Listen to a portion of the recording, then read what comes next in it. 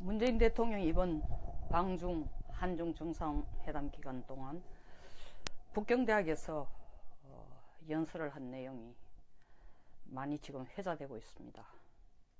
여러분들이 이미 글도 쓰고 비판도 하고 또 옹호하는 분도 있었는데, 어쨌든 간에 우리 관심을 끄는 표현은 중국은 큰 봉우리, 우리는 소국이라고 했습니다. 이 말 맞습니까? 저는 반은 맞다고 생각합니다. 이유는 중국을 큰 봉우리고 우리를 소국이라고 스스로 칭하는 것 자체가 우리가 소국이기 때문입니다. 그리고 중국이 정말 듣고 싶어하고 하고 싶어하는 말이 바로 중국은 대국이고 한국은 소국이고, 다시 말하면 위계질서로 한국은 중국을 섬기는 국가가 되어야 한다. 조선의 왕은 중국 황제의 아래 것이다. 이게 언제 얘기입니까? 16세기, 17세기 명나라 청나라 때에 부끄럽게도 우리 송씨 조상 송씨 선조께서 그렇게 중국을 대단한 나라로 생각했다는 것을 오늘 읽고 아주 마음이 불편합니다. 그러나 그때는 그걸 제가 방어하는 게 아니라, 그때는 책봉, 조공이 나라를 끌어가는 전체의 시스템이었기 때문에 불가피했는지도 모릅니다. 그럼에도 불구하고 그렇게 했다는 사실은 결코 자랑스럽지가 않습니다. 김수희의 애모라는 그 유행가 가사에 보면, 나는 그대 앞에만 서면 나는 왜 작아지는가? 왜 중국 앞에만 서면 우리가 이렇게 작아지는 겁니까? 왜 우리 스스로를 소국이라고 해야 되는가? 왜 중국을 우리 스스로가 대국이라고 해야 되는가? 아니, 헌법은 모든 주권은 국민으로부터 나오고 국민은 전부 다 대등하다면서, 국민으로부터 나오는 게, 주권이 국민으로부터 나오기 때문에 이게 민주주의인 것입니다. 주권이 국민으로부터 나오는 게 아니라 황제, 천황에게 있다면은 군주주의예요. 황제, 천황 국가입니다. 그렇지 않기 때문에 우리가 우리 스스로를 민주주의 국가라고 합니다. 그런데 우리 스스로를 대등한 능력을 가진 국가가 아니라, 하나라는 큰 나라, 옛날에 우리가 조공을 바쳤듯이 아직도 크게 우리가 대접해야 되고, 우리 위의 나라인, 위계질서상 우리 위의 나라인 중국이고, 우리는 소국, 작은 봉우리, 큰 봉우리 옆에 에워싸고 있는 작은 봉우리. 이게 겸손입니까? 비굴입니까? 어떤 분은 이렇게 얘기했습니다. 뜻을 알고 썼다면 국가 독립을 훼손하는 것이고, 모르고 썼다면 나라 망신이라고 했습니다. 어떤 분들은 정말 한중 외교 잘했다, 당신의 입장이 그렇다면 그렇게 하는 게 옳지, 그렇지 않고 중국에게 대등하다고 뻣뻣하게 섰다면은 지금 사드에 대한 보복으로 어려움을 겪었던 경제의 실마리도 풀 수 없지 않았는가, 이렇게 디펜스 하시는 분들도 있습니다.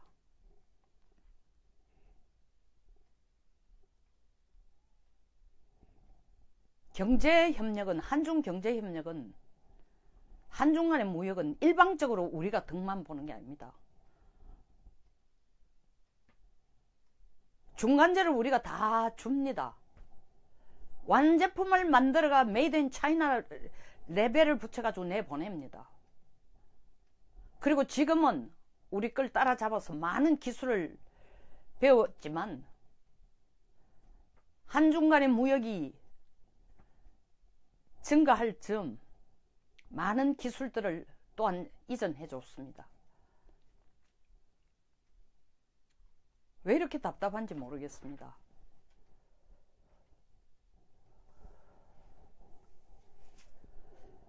진짜 중국 생각을 대변해 준 게 아닌가?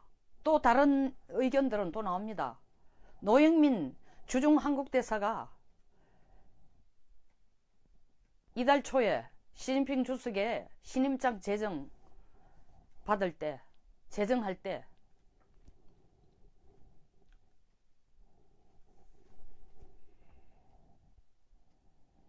만절필동 공창미래라고 썼다고 합니다. 뭐 이 어원 자체는 사실 중국 춘추전국 시대에 순자가 썼다는 표현인데 중국 황제에 대한 충성, 변함없는 절개와 충성을 표현한다고 한데 결국 황하강의 물이 구비구비 만구비를 더 넘어와도 결국 가는 길은 동쪽이다. 왜 만절필동이라고 했을까요? 차라리 만정필중이라고 하죠. 아무리 구비구비 흘러도 결국 우리는 중국을 우리의 윗나라로 모시는 그런 소국에 불과하다고 차라리 직설적으로 표현하죠.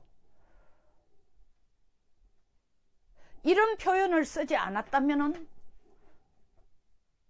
한중 정상회담이 안 된 겁니까? 그리고 난징 대학살 80주년 기념식에서도 추념식에서도 시진핑 주석은 끝까지 자기들이 일본과의 외교와 일본 간의 경제협력 여지를 두고 나중에 일본이 미국과 관계를 강화해서 자기들이 공격하지 않도록 경제적인 압력, 정치적인 압력, 외교적인 압력, 군사적인 압력을 행사하지 않도록 필요할 때에 그것을 바게닝 칩스로 쓰려고 난징 대학살의 실질적으로 주범이 누굽니까? 일본인데도 얘기를 안 했는데 우리 문 대통령께서 시 주석이 한 말도 안 하는데 문 대통령께서 적극적으로 반일 감정을 동조하는 발언을 했다는 거 아닙니까? 우리가 일본하고의 관계가 완전히 끝난 거 아닙니다. 중국하고의 관계가 한미 관계를 대체하는 정도로 간 것도 아닙니다. 그렇게 갖다 손치더라도 중국이 미국이 이때까지 해준 거와 같은 역할을 해줄 수는 없습니다. 우리가 미국하고 한미 정상회담을 할 때 미국은 큰 봉우리고 우리는 소국이다 얘기해 본 적 있습니까? 뿐만 아닙니다. 일본하고 앉아 얘기할 때 일본은 대국이고 우리는 작은 봉우리, 작은 소국이다라고 얘기해 본 적 있어요. 어린 반푼업치도 없죠. 그러니까 중국 앞에만 서면 적어지는 거예요. 근데 이게 무엇을 위한 거냐고요. 적어져야 될 때는 적어질 필요도 있다고 생각하는데 저는 이걸 정말 겸손이라고 보지 않고 제 눈에는 비굴처럼 보입니다. 이렇게 함으로써 우리가 얻는 게 뭡니까? 한중 간의 무역 더 활발하게 하고 활성화를 시키고 경제에 도움이 되니까 그건 결과는 봐야 합니다. 220개의 기업이 갔지만 아직까지 보따리가 완전히 열려진 것 아닙니다. 그 중간 고비마다 중국이 사드라는 카드를 드러내고 안보라는 카드를 드러내고 미국과의 MD라는 카드를 드러내고 한미일 협력에 대한 군사협력에 대한 카드를 들고 내오고 중간중간마다 세기를 박을 겁니다. 결과가 아직 나온 것 아니에요. 말로 어느 정도 약속했겠죠.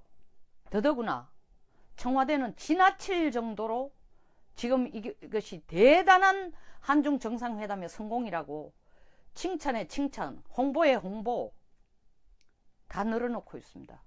충칭리 원래 밤에는 불을 끄는데 문 대통령이 오셔가지고 밤에 야간에 불도 끄지 않고 시를 밝겠다는 거. 한국에서 충칭시를 가본 사람이라면 다 알 겁니다. 야경으로 유명한 도시라는 건 다 알 사람은 다 알고 있습니다. 이렇게 극단적으로 표현해서 정말 유치하기까지 한 말을 갖다 붙이면서 홍보를 해야 됩니까? 아까도 제가 말씀드렸지만 대한민국 국민들을 우습게 알면 안 됩니다. 머리도 좋고 따지기도 잘하고 빨리빨리 섭득하는 능력도 있고 빨리빨리 비판하는 능력도 있고 정리감도 있고 때에 따라서는 대중 심리에 휩쓸려 가지고 엄청난 힘을 발휘할 때도 있습니다.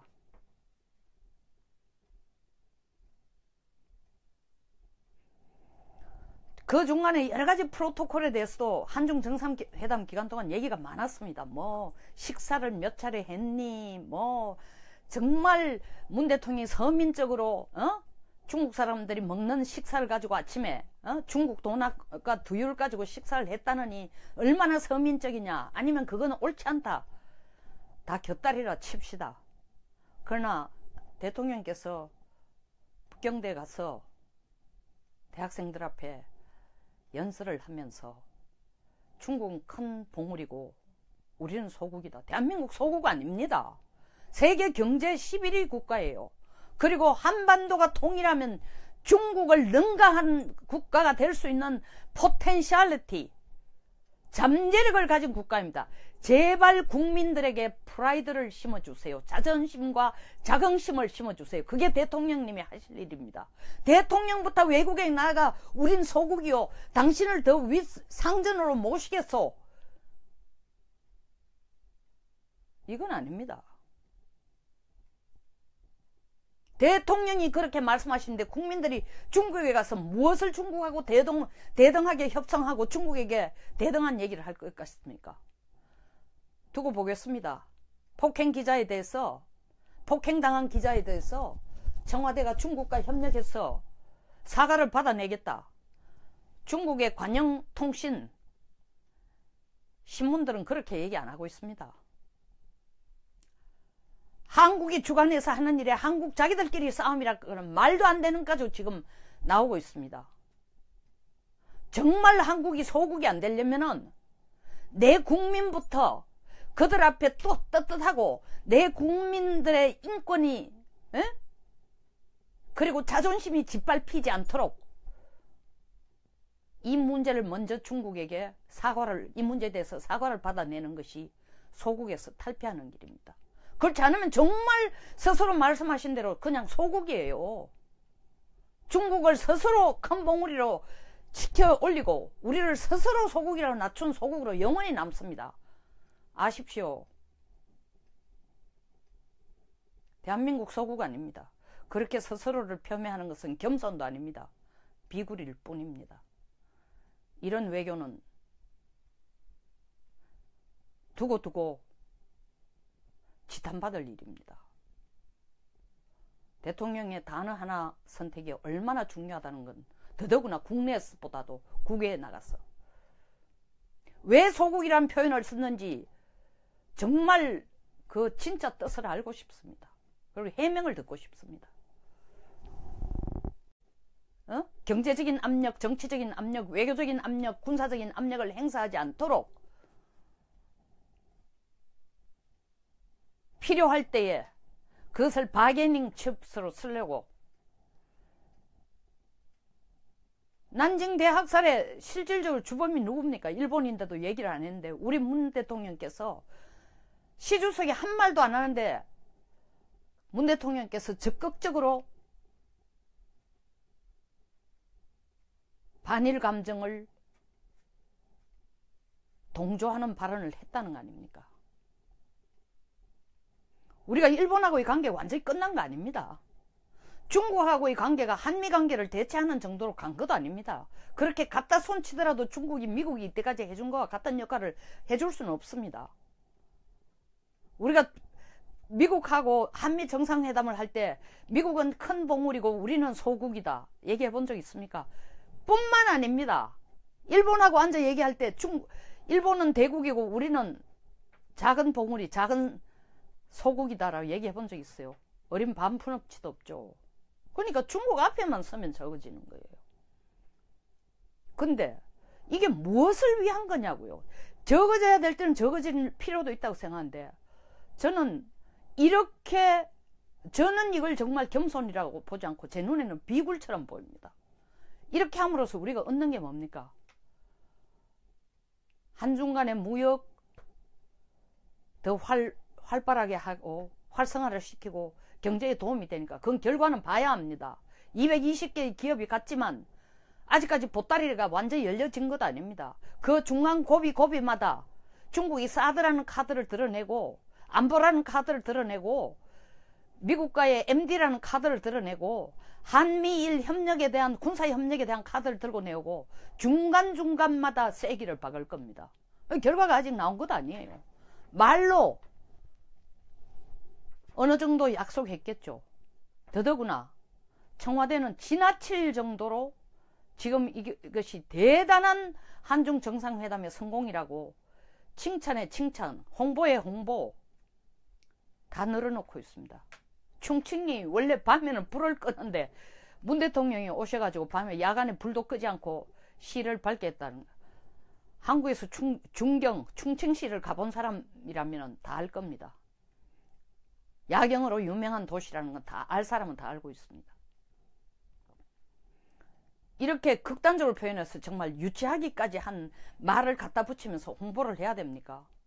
아까도 제가 말씀드렸지만 대한민국 국민들을 우습게 알면 안 됩니다. 머리도 좋고 따지기도 잘하고 빨리빨리 섭득하는 능력도 있고 빨리빨리 비판하는 능력도 있고 정리감도 있고 때에 따라서는 대중 심리에 휩쓸려 가지고 엄청난 힘을 발휘할 때도 있습니다.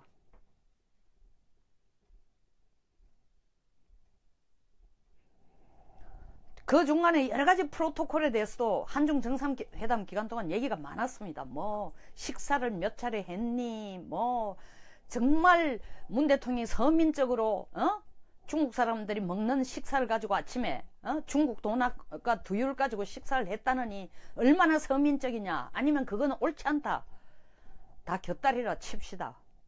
그러나 대통령께서 북경대에 가서 대학생들 앞에 연설을 하면서 중국은 큰 봉우리고 우리는 소국이다. 대한민국 소국 아닙니다. 세계 경제 11위 국가예요. 그리고 한반도가 통일하면 중국을 능가한 국가가 될 수 있는 포텐셜리티, 잠재력을 가진 국가입니다. 제발 국민들에게 프라이드를 심어주세요. 아니, 헌법은 모든 주권은 국민으로부터 나오고 국민은 전부 다 대등하다면서 국민으로부터 나오는 게, 주권이 국민으로부터 나오기 때문에 이게 민주주의인 것입니다. 주권이 국민으로부터 나오는 게 아니라 황제, 천황에게 있다면은 군주주의예요. 황제, 천황 국가입니다. 그렇지 않기 때문에 우리가 우리 스스로를 민주주의 국가라고 합니다.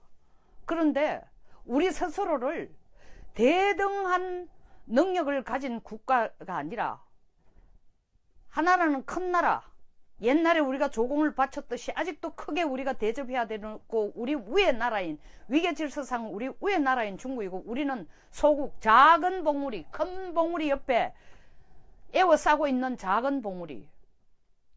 이게 뭐 겸손입니까? 비굴입니까? 어떤 분은 이렇게 얘기했습니다. 뜻을 알고 썼다면 국가 독립을 훼손하는 것이고, 모르고 썼다면 나라 망신이라고 했습니다. 뭐 어떤 분들은 정말 한중 외교 잘했다, 당신 입장이 그렇다면 그렇게 하는 게 옳지, 그렇지 않고 중국에게 대등하다고 뻣뻣하게 섰다면은 지금 사드에 대한 보복으로 어려움을 겪었던 경제의 실마리도 풀 수 없지 않았는가, 이렇게 디펜스 하시는 분들도 있습니다.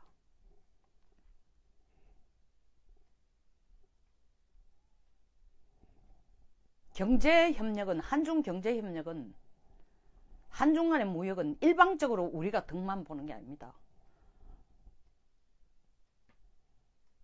중간재를 우리가 다 줍니다. 완제품을 만들어가 메이드 인 차이나 레벨을 붙여가지고 내보냅니다.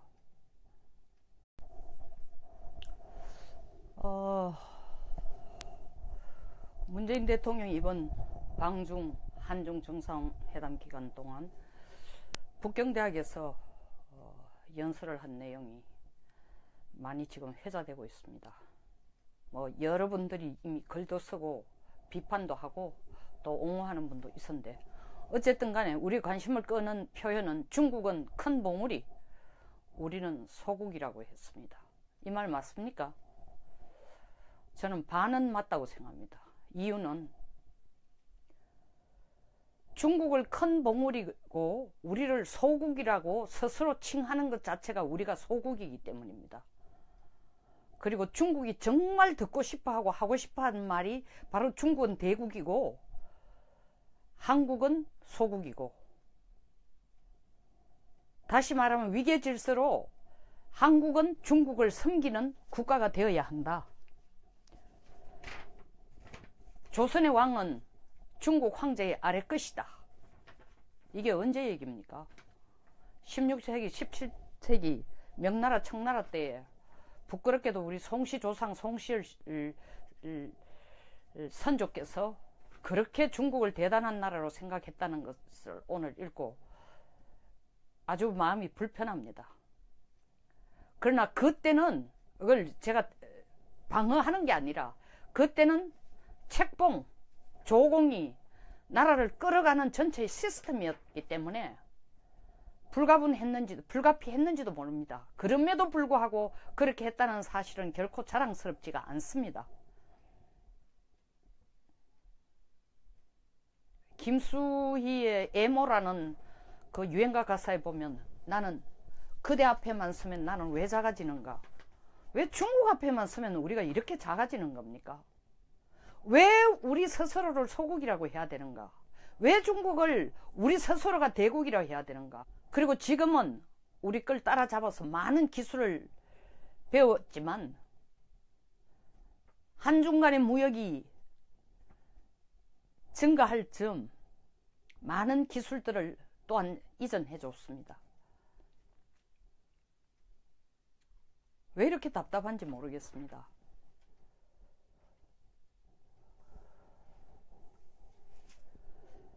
진짜 중국 생각을 대변해 준 게 아닌가? 또 다른 의견들은 또 나옵니다. 노영민 주중 한국대사가 이달 초에 시진핑 주석의 신임장 제정 받을 때, 제정할 때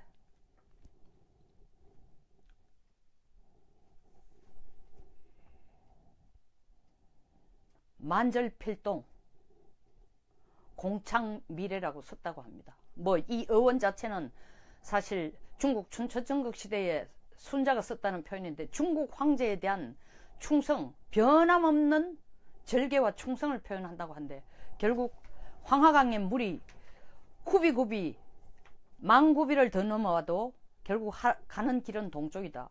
왜 만절필동이라고 했을까요? 차라리 만정필중이라고 하죠. 아무리 구비구비 흘러도 결국 우리는 중국을 우리의 윗나라로 모시는 그런 소국에 불과하다고 차라리 직설적으로 표현하죠. 이런 표현을 쓰지 않았다면 한중 정상회담이 안 된 겁니까? 그리고 난징 대학살 80주년 기념식에서도 추념식에서도 시진핑 주석은 끝까지 자기들이 일본과의 외교와 일본 간의 경제 협력 여지를 두고 나중에 일본이 미국과 관계를 강화해서 자기들이 공격하지 않도록